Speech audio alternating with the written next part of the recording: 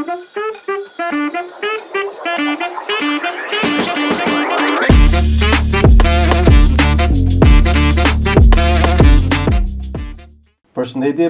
gjithëve, ja tek rishihemi sërish në podcast me doktorin.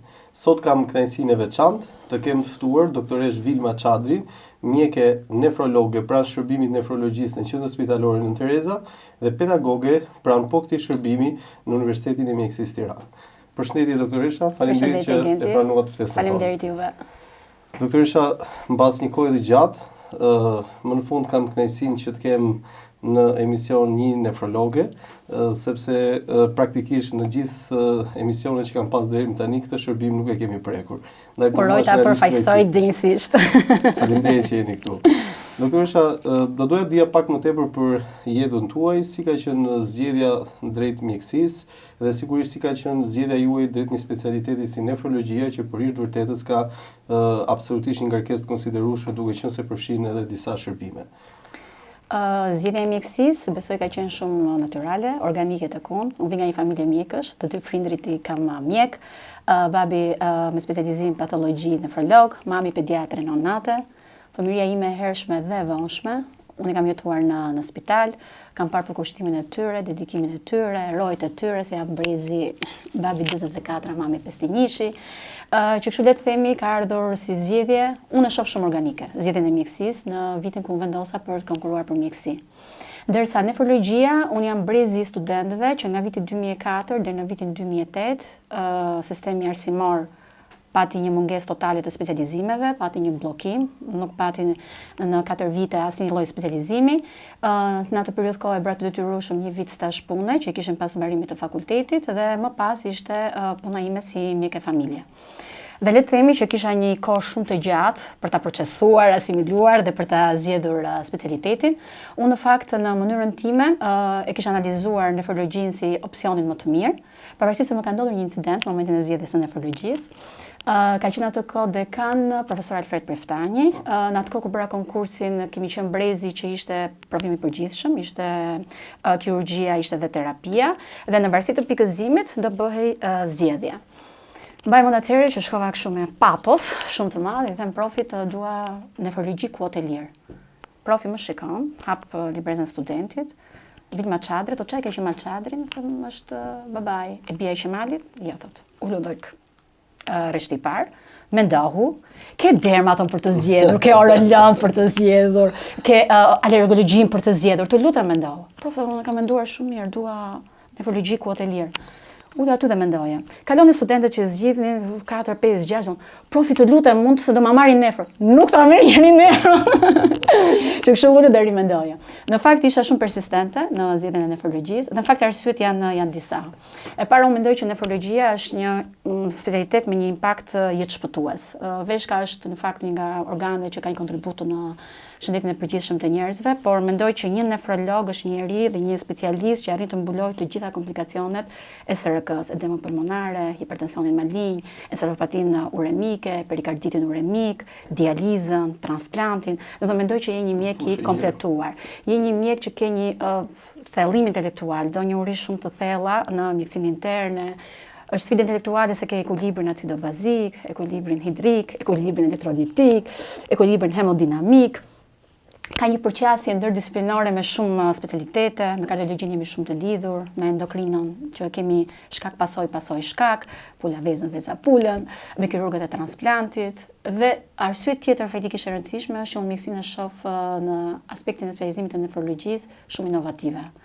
Ne jemi dëshmitar të zhvillimeve, le të themi, të frikshme që ka bërë në sensin e dializës, evolucioni i filtrave, aparateve të dializës, i formave të dializës, hemodializë, hemodiafiltrim, hemodializë nokturne, dializë peritonale kontinua, dializë peritonale automatike, transplanti nga vitet 50 që ti bën një dhurim me një binjak homozigot, sot jemi tek dhurimi nga veshka e derit tek njeriu për të mbijetuar. Besoj që këtë gjë është realizuar, i kemi arritur deri në 31 ditë të mbijetesës, është akoma duke u eksploruar. Po mendoj që kjo gjë e bën shumë të mrekullueshme dhe arsye shumë të fortë që të zgjedhësh nefrologjin, mendoj. Unë në fakt do të pyesja, nëse një qytetar vjen në spital dhe thot çfarë është nefrologjia, dhe nëse ti do ta përkufizoje shkurt me një fjali ose dy fjali dhe do t'i thoshe nefrologjia është çfarë? Inovacion, transformim. Inovacion dhe transformim. Sepse ka aq shumë mundësi dhe ka pas aq shumë ndryshime, jetë ndryshime në projekcionin e pacientëve, sa realisht besoj që dhe ardhmja me aksesimin dhe tyre metodave të reja teknologjike, ajej dhe robotikës, besoj se neve kemi për të arritur në një projekcion të nefrologjisë realisht në një të ardhme të formësuar shumë fantastike. Jam e bindur për këtë. Në fakt, doktoresha, neve na bashkohet pak puna tek pjesa e pacientëve të cilët i nështrojnë dializës, edhe unë kam hasur disa pacientë të cilët normalisht kalojnë dhe momente të vështira dhe ndonjëherë shkojnë deri në kufit e një depresioni të lehtë në momente që janë post ose përpara një ndërhyrje të tillë për shkak të vështirësisë që mendojnë dhe gjithë sigurisht procesit. Do doja dija pak më tepër rreth procesit të dializës në sensin jo profesional, po në sensin e mënyrës se si ju përgatisni emocionalisht këta njerëz, që nga momenti që ai merr një lajm të mirë që ka një përputhshmëri dhe do t'i nënshtrohet më në fund të procesi, edhe më fal ndjes për transplantin, dhe nga momenti në cilin ai pastaj duhet vijojë gjithë procedurat më pas. Edhe po ashtu do doja të dija çfarë ndodh nëse ai nuk e realizon dot transplantin, por qëndron në kufit e dializës. Kjo për mua është shumë e rëndësishme sepse sigurisht pacientët kur bëjnë dializë, ngarkesa emocionale e tyre është shumë e lartë. Llogaritë për vitesh etj dhe gjithë janë dy modalitete që i përkasin të njëjtit terapisë analize zëvendësuese, po kuptohet që kanë një optik të ndryshme. Nëse referohemi dializës, dializa është sfiduese për pacientin që do përjetoj, por edhe për mjekun sepse është bashkëkohëtar me pacientin në gjithë rrugtimin e tij. Dializa në fakt është, le të themi, një jetë ndryshuese për pacientin. Ne gjithmonë mundohemi që pacientët ta perceptojnë në sensin e shpëtimit të jetës, që është një procedurë jetë shpëtuese, që ka mundësi për të jetuar momente më shumë, vite më shumë, por nga ana tjetër duhet mirë kuptuar që është përmbysje e realitetit aktual të pacientit.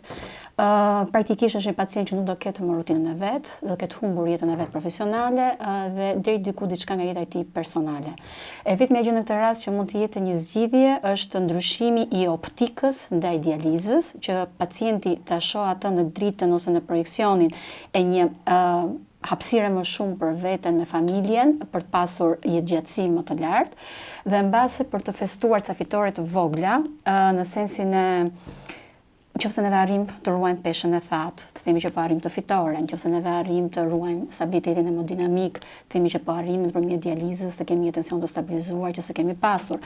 Analizat mujore që ne bëjmë tek ta pacient të jenë brenda smundshmërisë, le të themi stacionare. Por patjetër, në dallim nga gjithë specialitetet e tjera, mjeku i dializës ka një kontakt shumë të ngushtë me pacientin. Zakonisht kontakti me pacientin është në hospitalizim ose në konsulta ambulatore kur vjen për kontrolle periodike, por në dializë është i përditësuar. Ti ke kontakt me mjekun një herë në 2 ditë. Sa orë duhet të qëndrojë në dializë? 4 orë, 4 deri në 5 orë dhe është 3 herë në javë. Dhe praktikisht i shikon je dëshmitar i gjithë ecurisë së pacientit, ti shikon up and down-et e pacientit, komplikacionet që bën pacienti, hospitalizimet që bën pacienti. Shpeshherë je dhe dëshmitar i pamundësisë për ta bërë seancën e dializës për shkak të kondicionit fizik që ka pacienti.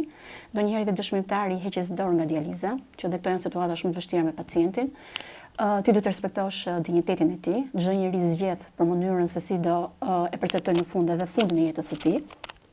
Ke detyrimin moral dhe profesional, ti shpjegosh gjithë komplikacionet nga ndërprerja e dializës dhe suportosh me terapinë paliative patjetër, por mendoj që duhet të respektuar kjo pjesë e pacientit. Mendoj që është normale që një pacient dialize të ketë frustrim, të ketë ankth, të ketë depresion, bile mendoj që është okay ti ja thuash këtë gjë, ti nuk mund të thuash që dializa është okay, nuk mund të thuash që dializa është gjë shumë e mirë. Ai do duhet ta ditë të vërtetën. Sepse ai do ditë të vërtetën, do e përjetoj të vërtetën, do jetoj me këtë të vërtetë të tij. Që kështu mendoj që në këtë rast i themi është okay që ti ndihesh i frustruar, por është alternativa më e mirë në këtë situatë që ne kemi, pikërisht për të siguruar këtë marrëdhënien, vazhdimin e jetës tënde, dhe unë mendoj që pacienti dializës në thelb janë pacient luftarak. Janë pacient që luftojnë çdo ditë me jetën, për të mbijetuar me jetën, për të dhuruar një buzëqeshje më shumë nesër, për të pas një moment më të vërtet me njerëzit e ty nesër, Dhe mbase pse jo për të jetuar me vite më shumë mes ambientit të tyre. Unë mendoj që ne nuk kurojmë pacientët nuk besoj që kurojmë sëmundjen e veshkave, unë besoj që neve kurojmë pacient me sëmundjeve të veshkave, sepse bara emocionale në procedurën e dializës është shumë e fortë nga të dyja palët, sepse të thash nuk është vetëm pacienti që ka një barë të lartë emocionale, po edhe mjeku që e ndjek në të gjitha curinë e tij ta garantoj që është shumë i përfshirë në këtë marrëdhënie. A kemi një rast, doktoresha, që ju e kujtoni në sensin e dializës, në një rast interesant që mund të ndani me ne, dhe një pacienti që sigurisht ai paraqitet në konsulta, ju e ndiqni në mënyrë të vazhdueshme, por e dini që është luftarak, e dini që arrin jo vetëm që të luftoj për veten, por deri diku e përcjell pozitivitetin dhe te mjeku dhe tek familjarja. Ka një rast interesant që mund ta ndaj me publikun? Me fillimin e dializës. Po. Në rastin neve kemi plot, të jemi të sinqert, megjithatë mund të them që pjesa e parapërgatitjes, kur ti ke mundësi ta ndjekësh i pacient ambulatorisht dhe modaliteti i trajtimit vendosë dializa, është pjesa që të lë shumë hapësirë dhe kohë me pacientin që ai ta pranojë, ta asimilojë dhe ta procesojë për ta pranuar si procedurë.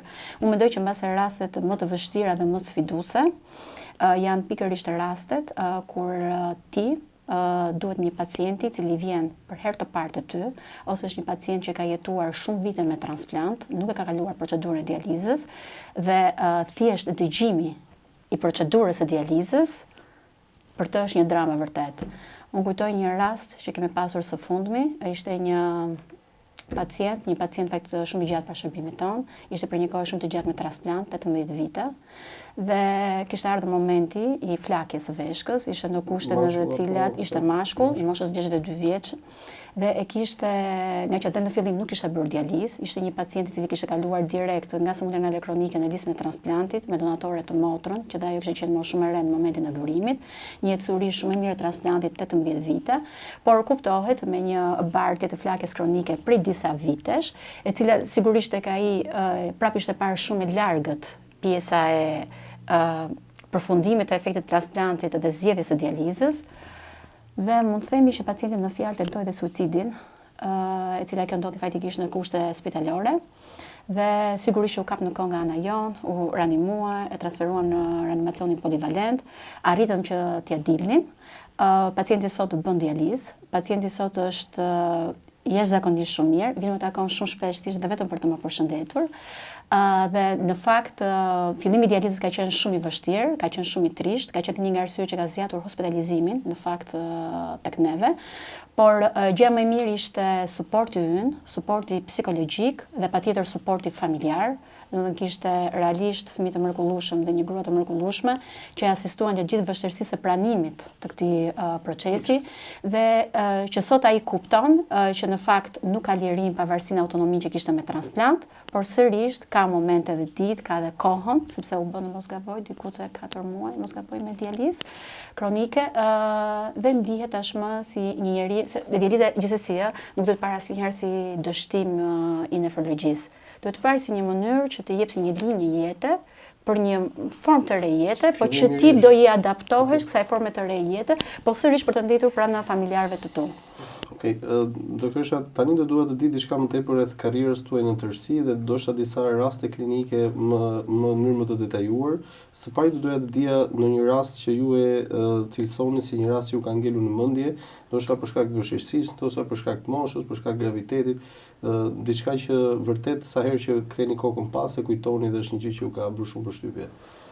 Një rast në fakt do të datonte te fillimet e mia, pas edhe ti vetë di që sa më shumë kalojnë vitet, ti fiton eksperiencë, eksperjenca të bën më kompetent, më të sigurt, por nuk besoj se ka qenë mungesa e eksperiencës, fakti që e fiksoj dhe e kujtoj akoma, është një djalë i ri, në fakt nga Burreli, në atë kohë para 14 vitesh, bëhet fjalë ka qenë diku te 26 vjeç. Ishte një individ që punonte në jug të Shqipërisë, këto punë sezonale siç bëjnë zakonisht çunat e rinj. Ai praktikisht kishte bërë një mbajtje të 50 kg të thasëve për 3 ditë rresht në një temperaturë 42 gradë, ka qenë në gusht dhe më pas vijon me dhimbje kokë, dhimbje muskush, një temperaturë subfebrile, por një urinë me ngjyrë Coca-Cola. Prapë dhe kjo nuk është e shqetëson, shqetësimi që sjell në urgjencën tonë ishte kur u bllokua komplet sësia e urinës. Vjen në urgjencën e QSUT-s, ato analizat primare ju dini bazike, është urina gjaku, bilanci biokimik dhe prezantohet me një krah shumë të lartë, të gjitha testet e lizës muskulare shumë të larta. Dhe patjetër me një urinë të komplementuar aq pak sepse ishte anuri, aq pak urinë sa kishim. Kuptoj që pacienti automatikisht ngjitet në kat të 6 për shkak të prevalimit të situatës renale mbi gjithë situatat e tjera dhe fillon diagnostikimi ditët në vijim. Sigurisht që anuria, hiperkalemia, insuficienca renale janë situata që në një moshë të re, sidomos kur ndodhin në mënyrë të menjëhershme, le të themi që ka një risik të lartë dhe fataliteti. Dhe kjo sigurisht që e bën dhe barën tënde emocionale ndaj familjarëve dhe ndaj pacientit akoma më të lartë. Ne në fakt jemi një skuadër në nefrologji, punojmë gjithmonë në ekip, patjetër që ti jemi konkurruesi i pacientit, por dhe fakti suportit të ekipit, të kolegëve në vizitat të përgjithshme apo në diskutimet e rastit, patjetër që është suport shumë i madh nga ana profesionale për ty si mjekurues. Djali sigurisht që ju bën menaxhimet e emergjencës, hiperkalemia, hidrimi ndërkohë nuk kishin feedback, ishte pa anuri, përfundon në dializë. Le të themi që ishte një djalë i ri 26 vjeç, super aktiv, që shkonte në emigrim, kishte ardhur këtë herë për të parë familjarët për shkak të një dasme dhe kishte përfunduar në një punë sezonale për të rishkuar prapë në emigrim. Gjithsesi ne i tham që dializa duhet të bërë sepse ishte jetë kërcënuese mosbërja e saj. Drama ishte që ne dializën nga përditësuar çdo ditë për një javë, e bëm një herë në 2 ditë, që është regjimi, 3 herë në javë, dhe temi feedbacku ishte 0 nga pjesa e veshkave. Ne arritëm të dominonim jetën e pacientit, mbijetesën e pacientit, por nuk kishin feedback për shkëputjen e pacientit nga dializa. Dhe ndodh mrekullia ditën e 28, neve në një diskutim të rastit në staf, themi që është okay, djali do ngjelet në dializë, është rast që me sa duket rhamdomyeliz e valizoj në dializë dhe pikërisht në diskutimin që të premte ndoj nxirni me dializë pranë rrethit të tij, aty ndodh mrekullia. Ndodh poliuria, 9 litra diurez, e cila zgjati për 11 ditë, dhe ai le të themi ka arritur funksionin renal diku nga java e 7. Qemi sinqerti kisha humbur dhunë vetë shpresat si mjekëkuruese, ne zakonisht nuk na ndodh që dëmtimet renale akute të zgjasin kaq gjatë anurin, 28 ditë është një kohë shumë i gjatë, që të humbë dhe shpresat sado që ti je pozitive, je shpresdhënse, se je djalë i ri, se ke rezerva, nuk e pas smundje të veshkave, eksperiencat e klinikës, rhamdomyeliza, që se nuk rrezikon jetën, mund të shpëtojmë edhe veshkën. Dhe fatikisht aty gjithçka ndodh mrekulli, vendoset funksionin renal normal. Dhe më shumë e kujtoj si rast vetëm për moshën e re të pacientit, po edhe për faktin e vulnerabilitetit të veshkës ndaj një sëmundje të muskujve që mjafton një hidrim. Domethënë ai në qoftë se do kishte bërë hidrimin e dur në atë temperaturë të lartë, në atë sforcë fizike, nuk do ishim kontaktuar kurrë bashkë dhe ai nuk do kishte kaluar kurrë të kalvar eksperiencë, që dhe për atë ishte një, le të themi, unë mendoj që çdo gjë që njeriu kalon në jetë ka mësim të jetës, për të mësuar, po mbas edhe unë për të pasur eksperiencën time dhe një nga ato historitë e hershme të mia që në fakt e kujtoj gjithmonë. Në Ram do kemi shumë shpesh sot. Kemi Ram nga palestrat, kemi rhamdomyeliz nga maratonat që bëjnë ndonjëherë në Tiranë që bëjnë një herë në vit, kemi Ram nga gjendjet virale, sidomos post Covidi, kemi pas shumë rhamdomyeliza.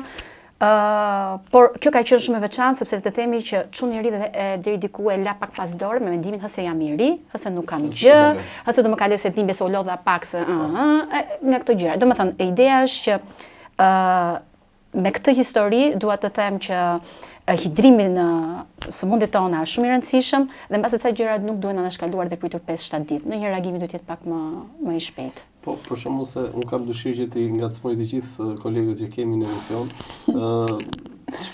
çfarë shpjegimi jepni ju? Për shembull, unë do thosha në këtë rast diçka që është absolutisht e pabesueshme, do duhet parë në një këndvështrim tjetër, domethënë ju si doktoresha në rastin konkret dhe ai si pacienti, a besoni në Zot që gjëra të tilla të papritura ndodhin si mrekulli dhe pikë dhe ne nuk japim dot shpjegim në atë moment? Apo mendoni që është... Unë nuk jam rritur me modelin e përkushtimit. Tash modelet e prindërve të mi kanë qenë patjetër njerëz shumë aktiv të përkushtuar, por ne nuk kemi rritur si brez kam idenë, nuk është vetëm çështja tek prindërit e familja ime. Pavarësisht se, unë mendoj që feja dhe shkenca janë dy gjëra paralele që plotësojnë njëra tjetrën. Nëse shkenca mjekësia bazohet në evidence-based, në evidenca, këtu bazohemi te besimi. Të kemi besim në diçka, besoj që të ndihmon shumë, si për pjesën emocionale, si për pjesën e shpresës, se në fundit besoj që shpresa na bën që të ecim përpara, që kështu është shumë pozitive. Sigurisht kur nuk i shpjegojmë dot sa gjëra, siç të thash ndodhi mrekullia, Pse jo, mund të ketë qenë dhe po, një arsye që këto gjëra mund të ndodhin. Tash ne kishim hequr shpresë për rastin në fjalë, dhe unë fikse quaj atë një mrekulli të ndodhjes. Domethënë, ne kontribuam me gjithë çfarë dinim, me më të mirën tonë çfarë dinim, por që ndodhi mrekulli ndodhi. Doktoresha, të pyes për një rast që ka qenë i trisht, një rast që ju ka mërzitur, ju ka lënë një mbres të keqe në memori dhe që do doni ta ndani me ne, dhe sigurisht edhe një mesazh për kolegët apo për publikun e gjerë. Rasti i trisht është një vajzë 23 vjeçe në atë kohë, kur prezantua tek ne. Ishte 23 vjeçe, kishte një histori gati 3 vjeçare, që kontaktonte me hallka të shumta të sistemit shëndetësor, me ca shenja shumë jo specifike, dhimbje kyçesh, dhimbje trupi, debules, një oreksi jo shumë të mirë, pak plagështi, her pas here në një ëndje e syve, dhe temperatura intermitente. Gjithmonë ishte kuruar ose me qetësues për dhimbjen, ose me vitamina për shkak sepse nuk ti merr ushqimin e duhur nga ky oreksi ulur që ke, ose stresi moshës së vajzë e re. Jetë arsye që e sill nga Elbasani në QSUT, në fakt është fakti i fryrjes së këmbëve në mënyrë shumë të shpejtë, sa ajo nuk arrin dot që veshjet e saj komune t'i bënin, dhe urina me shkum dhe me ngjyrë të errët, ishte një faktor që e trombi dhe e drejtoi nga Spitali Rajonal i Elbasanit në QSUT. Bazuar në ekzaminimet bazike të urgjencës, urina e kompromentuar, proteinuri, hematuri, kreati i lartë, që ndërkohë nuk u dihej, sepse vajza gjithë të vite nuk ishte testuar që të bëheshin ekzaminimet. Sigurisht kreati i lartë automatikisht e shtron në nefrologji. Duke qenë se kishim të bënim me një moshë të re, me një alterim në informacionin tonë mjekësor për herë të parë me dëmtim renal, patjetër që ti do bësh të gjitha faktorët, shkaqet që do të ndikojnë te ky dëmtim.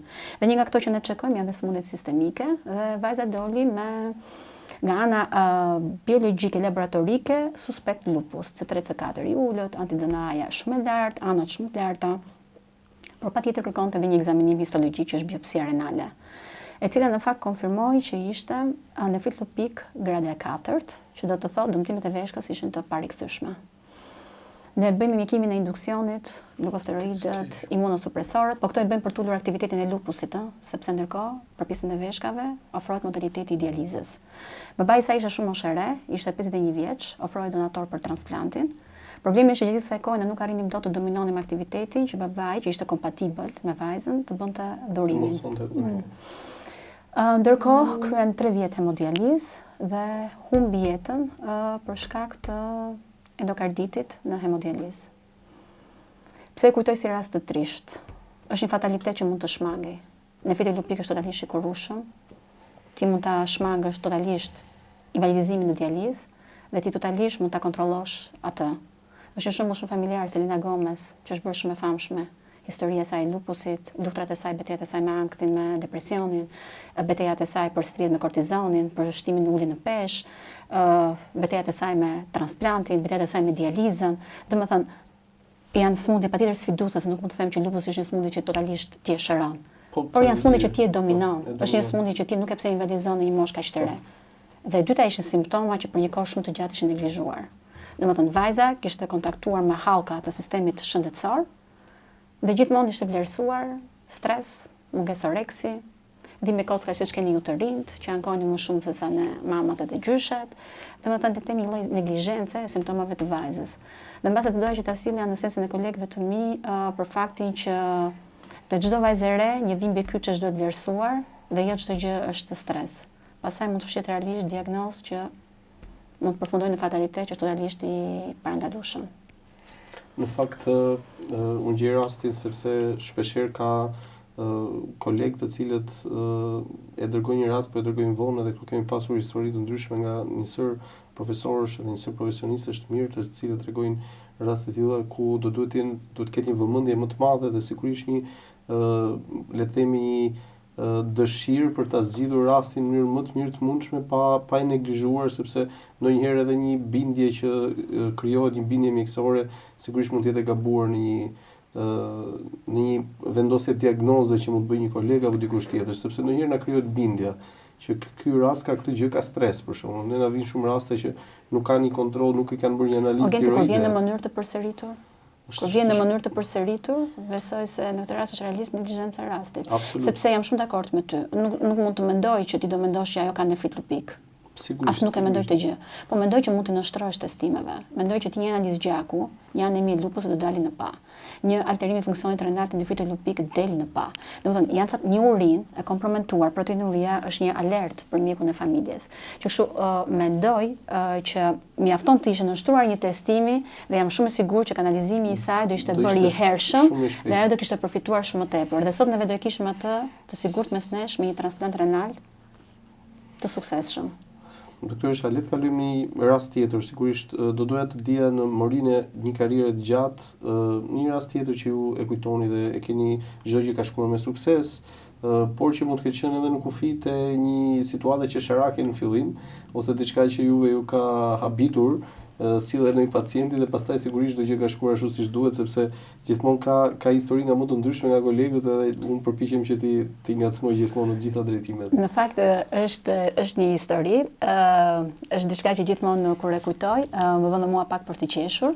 Është para 14 vitesh. Në fakt pacientja ishte personel shëndetësor. Personel shëndetësor i dalë në pension infirmiere, që kishte punuar për një kohë shumë të gjatë tek ambulanca e lagjës numër 10, mos gaboj. Unë jam konsulente tek Gjashkaçi, dhe isha konsulente endokrinos, pacientja ishte diabetike dhe kishte rezultuar me nefropati diabetike. Dhe doktor Thanasi në atë kohë ndjes pas, i thotë do të sjell një kolege shumë të mirë thotë për të parë për pjesën e veshkave. Dhe unë zbres poshtë, shoh kartilën, pastaj shkoj te pacientja për të bërë anamnezën. Më thotë që është infirmier edhe ke parasysh që kur jemi mes kolegësh, patjetër që ti je edhe më e afërt dhe mundohesh që të bësh edhe një anamnezë mbase çik më të kujdesshme dhe për shkak të profilit dhe për shkak të backgroundit që ajo është shumë e përgatitur për të referuar shenjat. Vëre që Donika ishte shumë rezervuar, shumë e stepur. Më bëri përshtypje ndërkohë sepse doktor Thanasi më kishte thënë që mezi po pret nefrologun sepse është bërë shumë merak për çështjen e veshkave.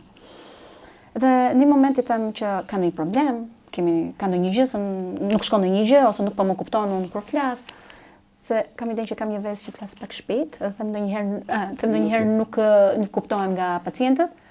Ajo më tha, nuk e di, me naivitet apo me sinqeritet apo me revolt që nuk ishte në pritshmëritë e veta. Unë tha, nuk prisja tha një vajzë doktoresh, tha.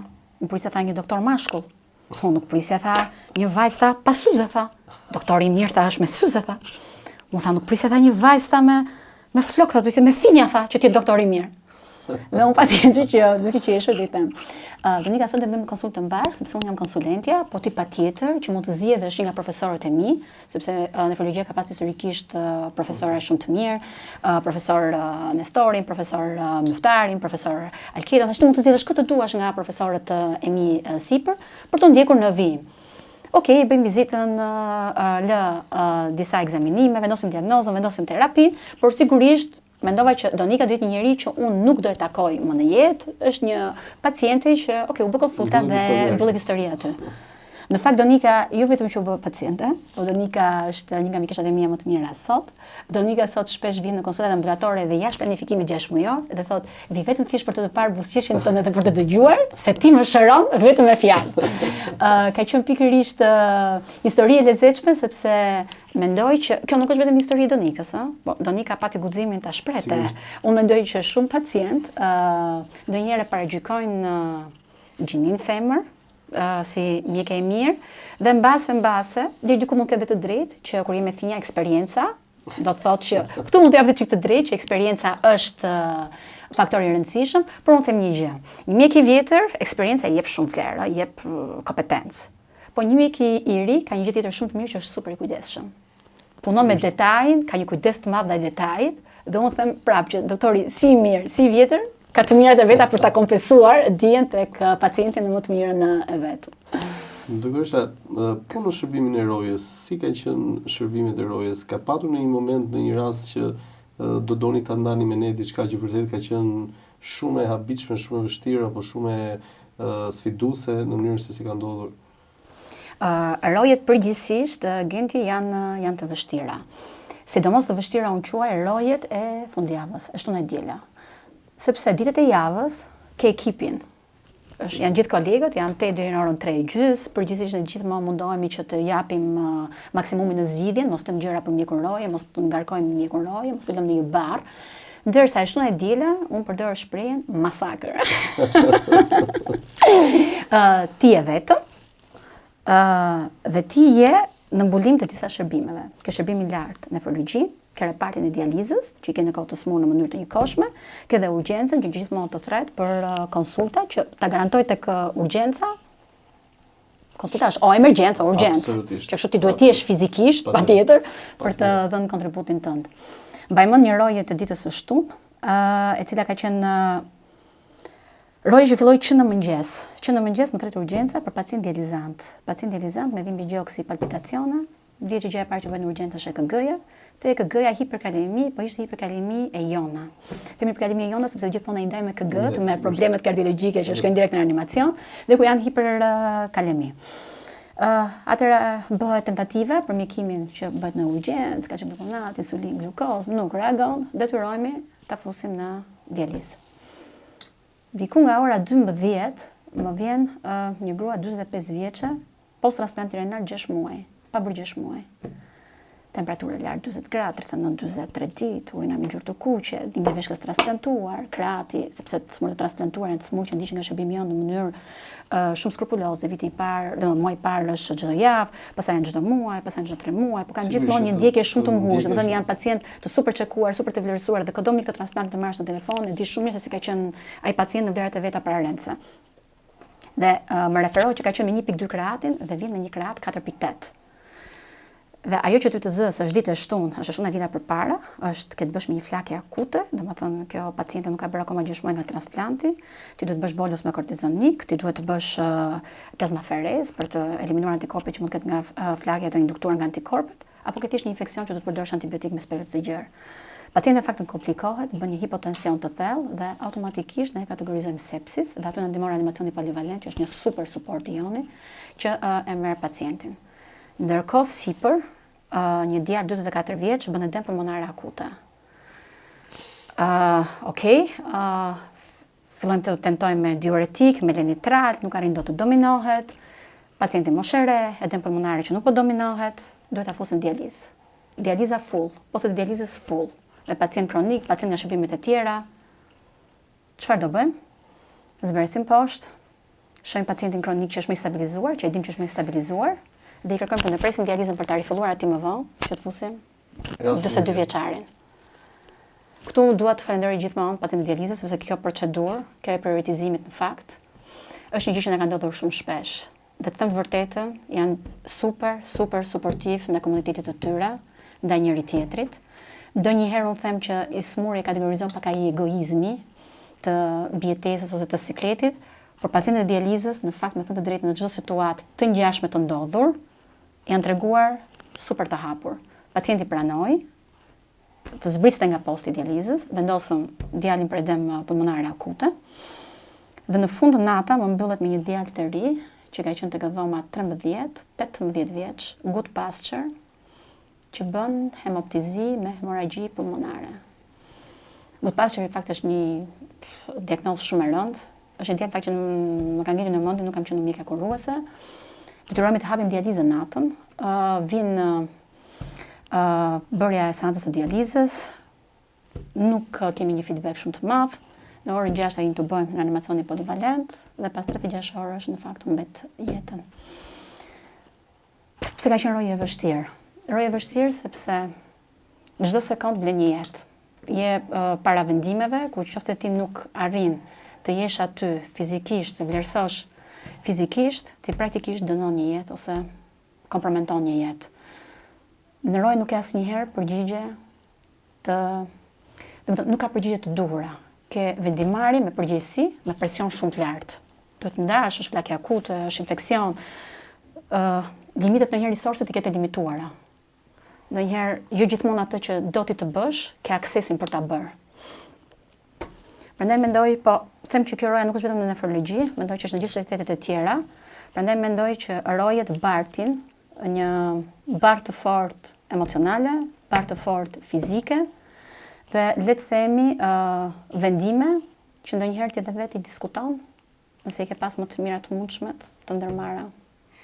A të ka ndodhur ndonjëherë që në raste të tilla të gjendesh para një presioni jashtëzakonisht shumë të madh që të ka bërë të mendosh që ndoshta do duhet bësh një hap pas, ndoshta do duhet të mos mbash një përgjegjësi kaq të madhe, apo gjithmonë ja ke dalë edhe duke njohur dhe natyrën tënde luftarake dhe gjithmonë asnjëherë nuk e ke vendosur në dyshim këtë gjë? Gendi ti ke gjithmonë momente që fikesh. Humbjet pacienti të impakton. Çdo pacient që ti humb është e rëndë për ty. Rojet, kur janë roje të rënda, kur janë roje të vështira, dhe ato patjetër që të afektojnë. Burnouti që pësuam në kohën e Covidit, 2020, 2023, këto 2 vite më themi pak më të lehta, janë gjithmonë situata, evente, ngjarje që të prekin, është e pashmangshme, ti nuk je i paprekshëm, sado luftarak ti je, sado optimist ti je, sado shpresdhënës ti jesh, janë ngjarje që ty të prekin. Por mbase tek unë prevalon akoma pasioni për të ndihmuar njerëzit, edhe mbase ajo që unë mendoj është ideja që do bëj diferencën në jetën e njerëzve. Mendoj që me kontributin tonë sado të vogël, nuk e që se do bëj diferencën në jetën e njerëzve, është një gjë që mua të paktën kjo më mbush dhe më jep atë që unë mos deri në këtë moment të paktën mos kam arsye për të hequr dorë nga puna ime.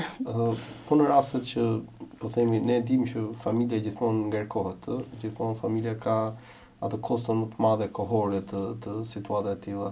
Do doja të dija doktoresha çfarë raporti keni ju me familjen në këtë pikë dhe a ndihesh ndonjëherë keq jo gjithmonë ke qenë aty kur duhet për shkak të këtyre ngarkesave të mëdha?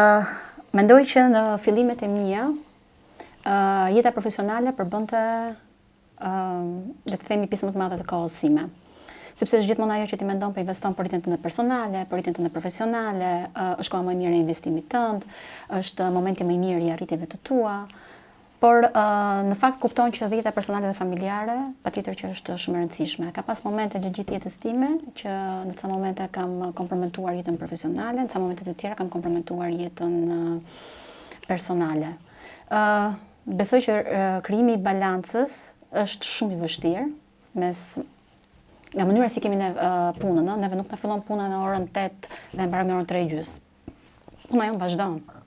Telefoni ju të bie, si nga spitali për smurën që ti ke, si nga një mik, si nga një pacient, si një artikull i fundit që ti duhet të lexosh për veten tënde, si një abstrakt ose një referim që ti të përgatisësh për veten tënde, si një projekt që ti po merr përsipër, duhet punosh në lidhje me të, po ndërkohë ke edhe fëmijët, ndërkohë ke edhe shtëpinë, ndërkohë ke partnerin, domethënë ndërkohë ke familjen tënde, mamin, babin, motrën, vllajin. Domethënë është shumë e vështirë kjo. Por mbas ca vitesh kupton që mënyra më e mirë është gjetja e këtij balance. Është e vështirë, patjetër. Por kam mësuar që të përqafoj pa përsosmërinë. Qose unë do bie pre perfeksionizmit, unë do mbytem në jetën profesionale dhe patjetër që do komprometoj shumë atë personalen. E komprometoj personalen, kam suport shumë të mirë patjetër familjar, por ndonjëherë nuk dua të humbas rritjen e fëmijëve të mi. Nuk dua të humbas ato gjëra që ndodhin gjatë jetës së tyre. Dua të jem dëshmitare gjithashtu edhe e rritjes, evolimit, ndryshimeve që psojnë fëmijët. E dyta mendoj që është shumë e rëndësishme të mësosh të thuash jo. Dikur nuk thoja asnjëherë jo. Po e kisha barr timen. Barr gjithmonë në kurriz të familjes. Dhe mendoj se kjo është një gjë që mund të bëj arritjen e një ekuilibri Shumë e rëndësishme. Shumë të rëndësishëm për të ruajtur këtë balancë. Dhe patjetër më e rëndësishmja është delegimi. Delegimi të detyrave, por gjithmonë delegimi në një staf kompetent dhe të përgatitur. Mendoj që delegimi është një mënyrë shumë e mirë. Doktoresha Ariana Strakosha, shumë mike imja, më ka pasur që në specializim. Vilma në multitasking prioritizo. Kush është gjëja më e rëndësishme, më përvaluese, asaj do japësh prioritet. Që kështu mendoj që kjo është mënyra më e mirë për të arritur këtë balancën, që është prapë e vështirë. Është prapë shumë e vështirë. Në këtë kuadër, në fakt, unë mendoj që nuk mund të jesh i suksesshëm në jetë në rast se ti nuk di të delegosh. Dhe në rast se ti di të delegosh, ti mund të arrish shumë se ti mendon që mund të arrish. Dhe kjo është rregulli numër 1 edhe në biznes, edhe në çdo profesion, edhe në jetë, sepse nëse njeriu tenton që të marrë të gjithë barrën mbi supë, në moment do t'i këpudhen këmbën, do lodhet. edhe do të rishtohet si nuk do të dali dot, e zaurohet. Kështu që automatikisht puna në ekip është shumë e rëndësishme. Do doja të dija tani diçka më tepër, le të kalojmë pak te pjesa e jetës personale dhe tek disa pyetje që kanë të bëjnë me këtë pjesë. Ju më thatë që jeni një familje që kanë qenë mjek dhe sigurisht për një person i cila kultivohet një familje mjekësh është shumë e bukur dhe shumë e lehtë për të ndërmarrë një sfidë kaq të vështirë sa që është rrugtimi mjekësor. Do doja të dija në një këshill të bukur, një këshill të vlefshme që nëna ose babai juaj ju ka dhënë në raport me profesionin, në raport me jetën, në raport me pacientin, diçka që juve ju ka ngelur në mendje dhe doni ta ndani me publikun. Babi më ka thënë që është okay të mos i dish të gjitha, por e rëndësishme është të vazhdosh të mësosh. Në fakt, babi ka qenë një nga njerëzit e mi, model, po dhe gjithashtu një nga mikët, patjetër që unë e vlerësoj shumë, po kam iden dhe kolegët, e kam vlerësuar shumë gjatë profesionit të tij. Dhe ka qenë njeri i mirë lexuar, ka qenë medaljar i mjekësie, ka qenë jashtëzakonisht shumë përgatitur. Dhe kur e artikulonte babi këtë gjë dhe thoshte që shokit mos i dish të gjitha, që për mua babi i dinte të gjitha, i jepte zgjidhje gjithë shkaje, por më vonë e kuptova që kjo gjë e tij qëndronte në faktin që ti gjithmonë do përditësohesh, ti gjithmonë do të jesh e hapur ndaj mësimeve të reja, sepse në fund të fundit çdo gjë e re që lexon, çdo gjë e re që ti kultivon, është një gjë që ty të bën më kompetent dhe patjetër që rrik të përkujdesje ndaj pacientëve të tu. Ndërsa mami edhe për shkak të natyrës së saj, më ka thënë gjithmonë dhe vazhdon të më thotë, mos ndalo së përkujdesuri për pacientët. Empatia për të është shumë e rëndësishme, që ti të kesh maksimumin tënd, dhe në fakt mendoj që kjo shprehje është shumë e rëndësishme dhe më kujton dhe shpeshherë arsyen që pse u bëra mjeke. Që kështu, këto dyja i kujtoj gjithmonë në fakt në pjesën më të madhe të jetës time. Doktoresha, po në raport me karrierën tuaj dhe me jetën tuaj, cili është ai kujtim i bukur që doni ta ndani me ne, qoftë në nivel të punës tuaj, qoftë në nivel personal, diçka që ka lënë shumë bresa të forta? Tani këtu do më të tregon pak egoiste. Tani kujtime të bukura kemi shumë, se shpëtimi i jetës e pacientit është kujtim shumë i bukur. Mirënjohja e pacientit, gjithmonë pacientët mirënjohës janë kujtime shumë të bukura. Po unë një kujtim të bukur është një kujtim i së fundmi, kur ti diagnostikon një gjë që u ka shpëtuar kolegëve të tu. Misteri i diagnozës për mua është akoma një eksperiencë shumë e fuqishme. Vazhdoj të mendoj që këtu një rëndësi shumë të madhe ka këmbgulje, ka i kujdesi ndaj detajit dhe patjetër menduari i thellë intelektual që ti do bësh në punën tënde. Unë në fakt kam një pacient që aktualisht është i shtruar në nefrologji. Është moshë e re i them unë, pavarësisht në klinikë më ngacmoj, nuk është dhe aq i ri, është 39 vjeç.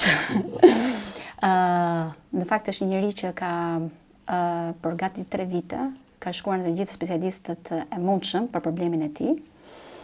Dhe në fakt në dhjetor patëm kontaktin në bashk që u shtrua në nefrologji. Është një djalë i ri i cili u paraqit tek ne i komplikuar, me insuficiencë renale dhe neuropati obstruktive. Dhe diagnoza e tij që ishte shumë sfiduese ishte tuberkulozë urogenital. Tuberkulozë pulmonar, i pakapur, i transkuruar, që ka shkuar me shprehje manifestim ekstrapulmonar, që është tuberkulozë urogenital, dhe kuptohet që për shkak të 3 vjeçarit, i pakapur, i pa diagnostikuar, sigurisht që vjen tek ne i komplikuar. Një nga kolegët e mi bile në vizitë të përgjithshme, i tha që ti e krenaria doktoreshësh për diagnozën. Dhe mendoj që në këtë rast, jo se kolegët e mi kanë qenë të paaftë për të gjetur, por është pikërisht ai kujdesi ndaj detajit në këtë raste që realisht bën diferencën dhe këmbgulja që ti persiston, ka një gjë këtu që nuk shkon. Nuk ka një arsye që ka ndodhur kjo gjë, ajo persistenca dhe këmbgulja për të gjetur arsyen. Dhe mendoj që ky është një kujtim pavarësisht se është i së fundmi. Unë kam rreth 20 vite si mjeke, po është një gjë që thash gjithmonë, në string i diagnozës unë kam akoma një eksperiencë, një adrenalinë brenda vetes sime. 20 vite si mjeke, cili është kujtimi më i bukur nga familjarët e një pacienti që ti ke? Pacientët në fakt në pjesën më të madhe, mirënjohja është një mënyrë shumë e mirë por mund të kujtoj këtu një zonjë mësuese nga Korça. Në fakt ajo përfundoi në dializë për shkak të një fibrilacioni atrial të pa antikoaguluar, komplikohet me trombozë renale bilaterale. Ne bëm një përpjekje shumë të madhe atëherë, patëm një suport dhe nga angiologjia për të shkrirë trombet, që u suporton nga armacioni polivalent, po ishte komplet e pamundur që ne të siguronim mos invalidizimin e saj në dializë. Pacientja përfundoi në dializë kronike, realizonte 3-4 herë në javë në Spitalin e Korçës. Në fakt i biri jetonte në Amerikë, se keni parasysh që Korça ka një lidhje me Amerikën, është gjithmonë bypassi Korçëva për të shkuar në Amerikë. I biri për arsye të invalidizimit të jemës detyrohet, sepse nuk kishte siguracion e ema që ta bënte në Amerikë, të kthehet në Korçë bashkë me familjen e tij dhe ai kërkon të mbaj kontakt nëpërmjet WhatsAppit dhe emailit për të më komunikuar me analizat e të jemës, me gjithçka.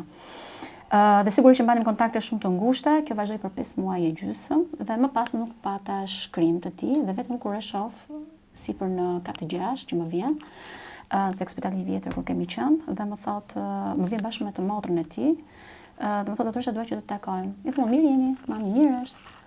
Dhe më thot ne mamin e humbëm para 2 javësh. Ai fakt kishte bërë një infarkt, me sa duket problemet kardiake prevalonin mbi problemet renale. Ne mamin e humbëm, por ne duam që ti të dish që ne nuk e ndjem asnjëherë që ishim vetëm në luftën tonë.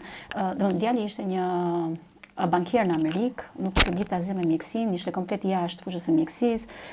Domethënë jema dhe tjati kishin pas një shëndet, le të themi, jashtëzakonisht të mirë, që ishin vetë menaxhuar, vetë zgjidhur në Shqipëri, dhe kjo ishte si një goditje dhe ndërmori dhe një vendimarrje shumë të rëndësishme për jetën e tij, që u kthye nga Amerika në Korçë. Dhe ajo fakti ishte një mësuese letërsie, e cila më ka lënë që sot se ditë e kam letrën e saj, që këtë kishte shkruar faktikisht pas 1 muaji të dializës në Korçë, që realisht më ka prekur dhe realisht i kupton që përballë tejet nuk ke një pacient, përballë tejet ke një njeri me botkuptimin e tij, me dëshirat e tij dhe me mendimet e tij, që në fakt duhet të vlerësosh, sepse ti mund të jesh njëri nga ata nesër. Absolutisht. Ne nesër mund të jemi një pacient në një disiplinë tjetër. Dhe kjo mund të them që mund të ketë qenë një nga emocionet më të forta, pavarësisht se ishte me një fund të trisht, por me një mirënjohje shumë qytetare dhe nga ana e familjarëve. Doktoresha, do doja të kaloja në një pjesë tjetër. Ju jeni një person shumë profesioniste, sigurisht shumë artikuluar dhe Faleminderit. Për një koncept më të gjerë mund të ishte edhe një subjekt shumë i mirë për të marrë me politikë.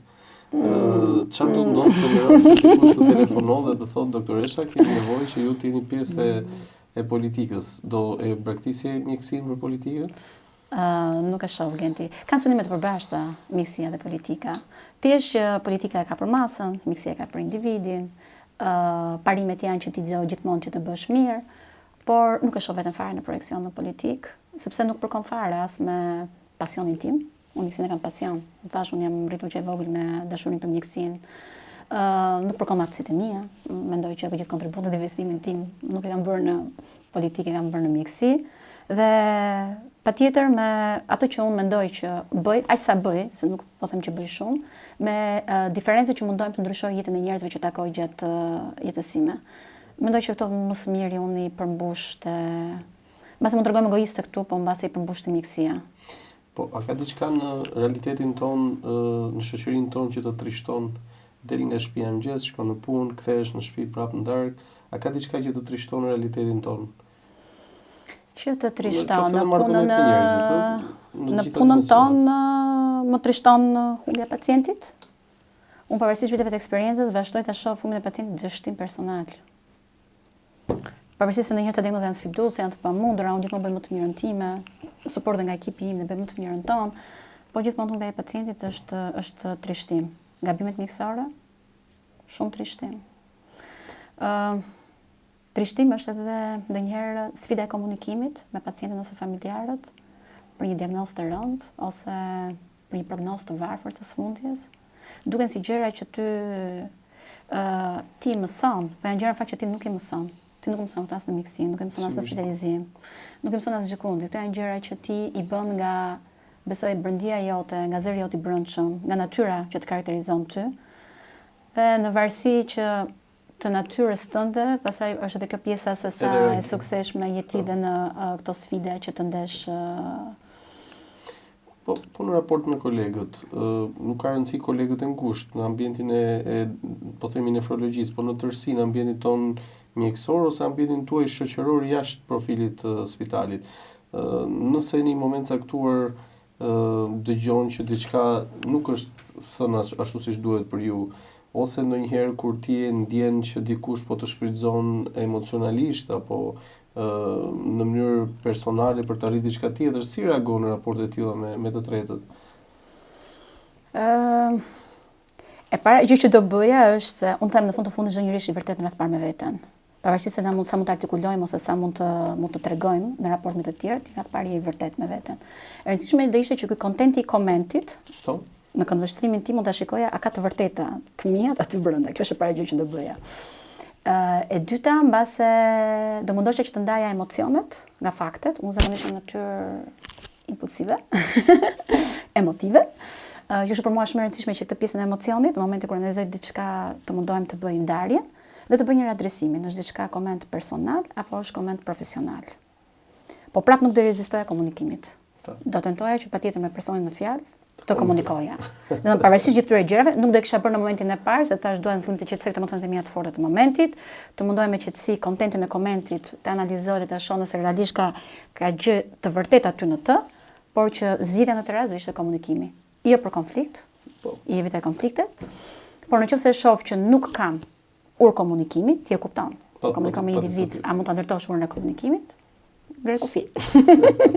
Por mendoj që çdo situatë ndodhur është një arsye që në pikturën e madhe ti të mësosh nga kjo situatë. Dhe mendoj që nga çdo gjë që na ndodh, qoftë edhe negative, mos përqafojmë vetëm gjërat pozitive, ta marrim si një mësim për veten, për nesër, për një reagim, për situata të tjera.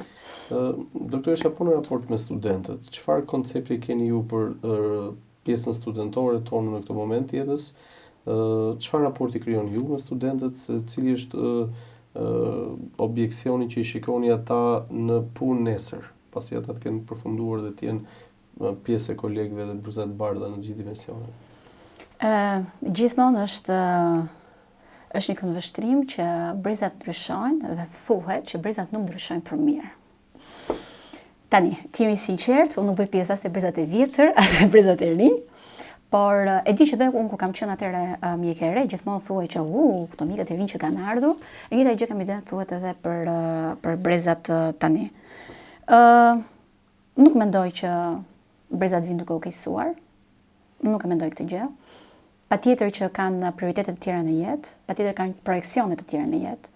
Nuk është njësoj se unë në 98-ën kur zgjodha mjekësinë, me 2025-ën zgjidhja që bën në mjekësi, te ku nuk ishte fare fokus emigrimi, studimi jashtë, ka ndryshuar edhe shumë aspekte të tjera, por që të jemi sinqert, mua studentët, unë mendoj që edhe në brezin tim, tani nuk e di për brezat më të mëdhenj se vetja ime, po edhe në brezin tim ne nuk kemi qenë gjithë shkëlqyer brenda grupit, gjithmonë ka pasur student që kanë qenë shumë të pasionuar, shumë të dhënë, shumë kërkues ndaj vetes.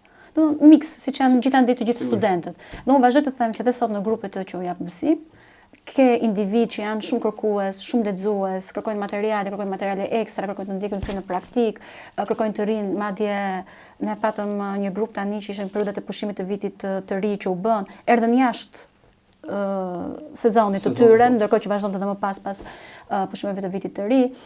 Domethënë që ti gjithmonë gjen element, gjen student që kërkojnë të mësojnë, kanë pasion për mjekësinë, kanë përkushtim për mjekësinë, që kështu nuk do doja ta thoja këtë gjë, por shoh dhe një gjë tjetër që me teknologjinë dhe zhvillimin e sotëm të teknologjisë, edhe me asetet e aksesimit që kanë ata sot, se ata kanë këto YouTube-in si mësues fshet,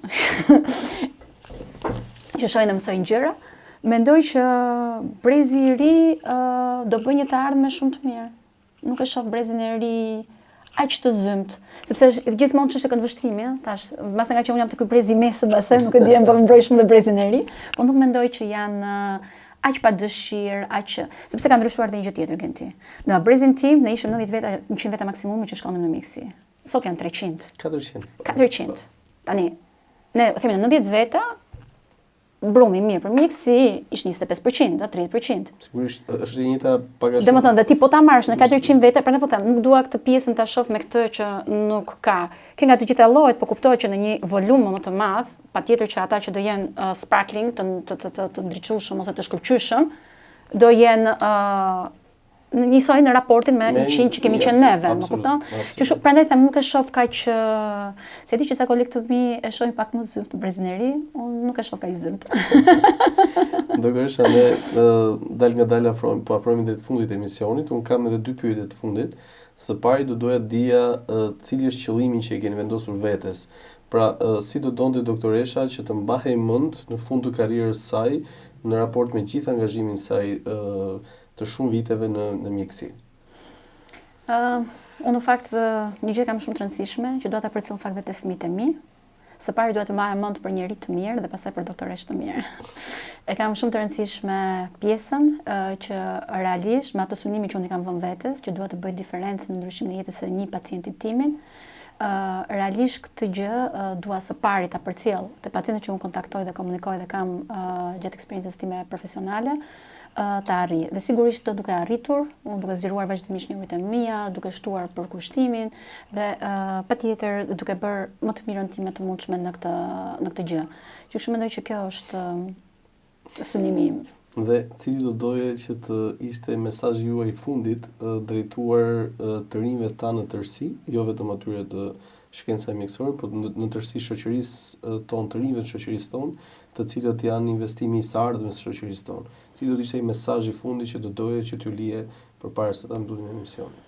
Unë mendoj që çdo i ri duhet të besojë në potencialin e tij brenda vetes që mund të bëjë diferencën. Unë gjithmonë kam besuar dhe mendoj shumë fort, patjetër që punët e grupit janë më të suksesshme, patjetër. Por mendoj që një njeri duhet gjithmonë të mendojë te potenciali i tij që mund të arrijë nga vetja për të bërë grupin pas vetes, që mund të bëjë diferencën, dhe gjithashtu duaj që të rinjt të mos nënvlerësojnë asnjëherë fuqinë e mirësjelljes, fuqinë e këmbguljes dhe fuqinë e kuriozitetit. Mendoj që janë tipare që realisht formosojnë një të ardhme shumë të mirë. Mendoj që këtë do i kisha thënë. Doktoresha, unë falenderoj shumë. Faleminderit juve. Absolutisht, ka qenë një ndër emisionet më të bukura, edhe mendoj që kemi dhënë mesazhe të mira. Faleminderit. Duke ju falenderuar gjithëve për vëmendjen tuaj, do të shihemi si çdo të mërkurë në orën 19 në podcast me doktorin. Faleminderit.